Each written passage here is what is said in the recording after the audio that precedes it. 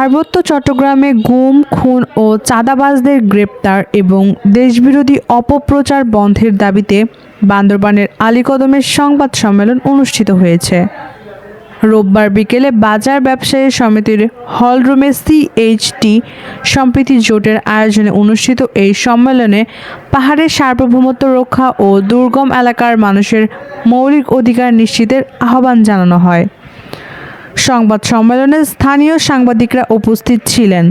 বিস্তারিত দেখুন আমাদের বান্দরবান জেলা প্রতিনিধি মোহাম্মদ মাহফুজুর রহমান মোর্শেদের প্রতিবেদনে। সভাপতি যদি বাঙালি হয়, সাধারণ সম্পাদক হইতে হবে অবাঙালিকে, যে কোনো জাতি হতে পারে। আর সাধারণ সম্পাদক যদি অবাঙালি হয়, সেখানে সাধারণ সম্পাদক আবার অবাঙালি হইতে পারবে না, ওখানে অবশ্যই আপনার বাঙালি হইতে হবে। এরকম কিছু ক্রাইটেরিয়া আমাদের মধ্যে আছে, যার কারণে আমরা এই ক্রাইটেরিয়াগুলো ফিল আপ করতে গিয়ে আমাদের যে কমিটিগুলো একটু দেরি হচ্ছে।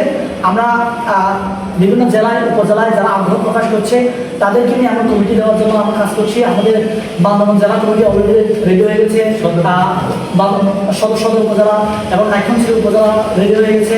আশা করি আমরা এখন আলীকদমে আছি।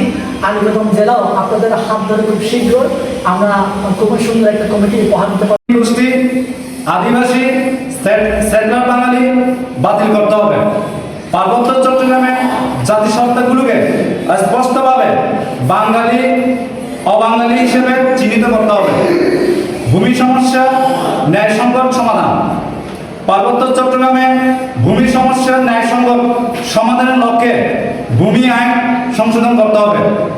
সকল জাতির প্রতিনিধি নিয়ে ভূমি বিরোধ নিষ্পত্তি কমিশন গঠন করতে হবে এবং ভূমি বিরোধ নিষ্পত্তির মাধ্যমে ভূমিহীন বাঙালি ও অবাঙালিদের মধ্যে ন্যায্য ভূমি বন্টন নিশ্চিত করতে হবে।